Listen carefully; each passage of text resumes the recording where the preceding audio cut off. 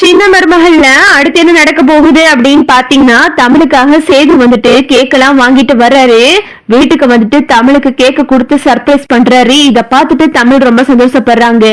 எங்க எனக்காக வாங்கிட்டு வந்தீங்களா அப்படின்னு கேட்கவும், நான் ஒன்னும் உனக்காக வாங்கிட்டு வரல, நான் தானா சொன்னிச்சேன்னு தான் வாங்கிட்டு வந்தேன். அது மட்டும் இல்லாம நீ என் அப்பாவுக்காக காட்டுக்குள்ள மருந்து எடுக்கலாம் கஷ்டப்பட்டு போன, அதனாலதான் நான் உனக்கு இத வாங்கிட்டு வந்தேன் அப்படின்னு சேது சொல்லிட்டு கொடுக்கறாரு.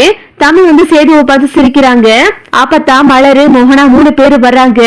என்னடி ஒரே சிரிப்பு சித்தமா கேக்குது அப்படின்னு அப்பத்தா சொல்லிக்கிட்டு இருக்காங்க. வாங்க மச்சி வாங்க கேக்கு வெட்டுவோம் அப்படின்னு சொல்லவும், அடி போடு சக்க, நீயாடா கேக்க வாங்கிட்டு வந்த, என் பேராண்டி இப்ப தாண்டா உனக்கு புத்தி வந்துச்சு அப்படின்னு சொல்லிட்டு அப்பத்தா வந்து சேதுவை கலாச்சுக்கிட்டு இருக்காங்க. என்ன அப்பத்தா என்ன ரொம்ப ஓட்டுற அப்படின்னு சொல்லிட்டு சேதுவும் கேட்டுக்கிட்டு இருக்காரு. ஒட்டுமொத்த குடும்பமும் சேர்ந்து எல்லாருமா அந்த கேக்க வெட்டி ரொம்ப சந்தோஷமா கொண்டாடிக்கிட்டு இருக்காங்க. இங்கிட்டு பார்த்தா ஈஸ்வரியும் சாவித்திரியும் தாமரை சித்ரா 4 வருதுங்க. என்னடி அங்க எல்லாம் ஒரே கும்மாளமும் சிரிப்பத்தமும் கைத்தட்டலமா கேக்குது அப்படின்னு 4 வருதுங்க.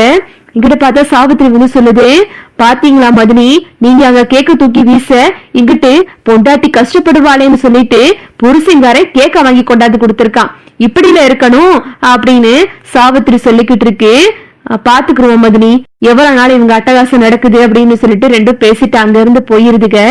எல்லாருமே வந்து கேக்க சாப்பிட்டு ரொம்ப சந்தோஷமா தமிழோட பிறந்த நாளை கொண்டாடி முடிச்சிடுறாங்க. அப்புறம் பார்த்தா தமிழ்கிட்ட அப்பதான் சொல்றாங்க, நீ எப்பவுமே நல்லா இருக்கணும்டி தமிழே, உன் மனசுக்கு நீ எப்பவும் நல்லா இருப்ப அப்படின்னு அப்பதான் சொல்லிட்டு தமிழுக்கு வந்துட்டு வாழ்த்து சொல்லிட்டு போறாங்க. அப்புறம் பார்த்தா மோகனா வந்து தமிழுக்கு ஒரு கிஃப்ட் கொடுக்கறாங்க. அதை திறந்து பார்த்தா அதுல மோதிரம் இருக்கு. இந்தா தமிழே, இத நீ கையில போட்டுக்க அப்படின்னு சொல்லிட்டு மோகனா கொடுக்கறாங்க. இல்லத்த எனக்கு இது வேண்டாம் அப்படின்னு தமிழ் சொல்லவும் மோகனா சொல்றாங்க, இது என்னோட காசு தான் தமிழே அப்படின்னு சொல்லிட்டு அப்பத்த மோகனா சொல்றாங்க. தமிழும் அதை ஏத்துக்கிறாங்க. அப்புறம் பார்த்தா வந்துட்டு மலர் வந்து தமிழுக்காக ஒரு ஹேண்ட்பேக் எல்லாம் வாங்கி கொடுக்கறாங்க. அக்கா இது ரொம்ப நல்லா இருக்குக்கா அப்படின்னு சொல்லிட்டு தமிழ் அதை பார்த்துட்டு ரொம்ப சந்தோஷப்பட்டுக்கிட்டு இருக்காங்க. இப்படியே தமிழோட பிறந்த நாள் நல்லபடியா கொண்டாடி முடிச்சுறாங்க. எல்லாரும் அவங்கவுங்க வீட்டுக்கு போயிடுறாங்க.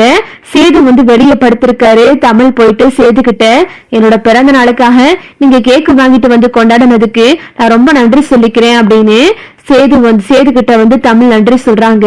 சேது வந்துட்டு சிரிச்சுட்டு எதுவுமே சொல்லாம அமைதியா படுத்துறாரு. அப்புறம் பார்த்தா மறுநாள் ஆகிருது.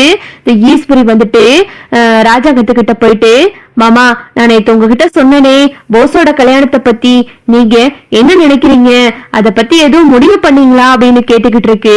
இங்கிட்ட பார்த்தா ராஜாங்க சொல்றாரு, இல்ல கொஞ்சம் வெயிட் பண்ணு ஈஸ்வரி, பொறு நானே சொல்றேன் அப்படின்னு சொல்லிக்கிட்டு இருக்கும் போது கரெக்டா போலீஸ் எல்லாம் வர்றாங்க. என்னது என்ன சார் திடீர்னு வந்திருக்கீங்க அப்படின்னு சொல்லிட்டு கேட்கும் போது, இல்ல சார் இப்ப நீங்க மெடிக்கல் கேம்புக்கு போனீங்கல்ல, இங்க தமிழ்ச்செல்வி யாரு அப்படின்னு கேட்கும் போது, இருங்க சார் தமிழே அங்க இருக்கா அப்படின்னு சொல்லிட்டு மலர் வேகமா போயிட்டு தமிழை கூப்பிடுறாங்க. தமிழே என்னன்னு தெரியல தமிழே, உன்னை தேடி போலீஸ் எல்லாம் வந்திருக்கு அப்படின்னு சொல்லவும், இது போலீஸா அப்படின்னு சொல்லிட்டு சேதுவும் இங்கிட்டு தனமும் அதிர்ச்சி ஆயிடுறாங்க. சரி வா என்னன்னு பாப்போம் அப்படின்னு சொல்லிட்டு சேது வந்து தமிழை கூட்டிக்கிட்டு இங்க வர்றாங்க.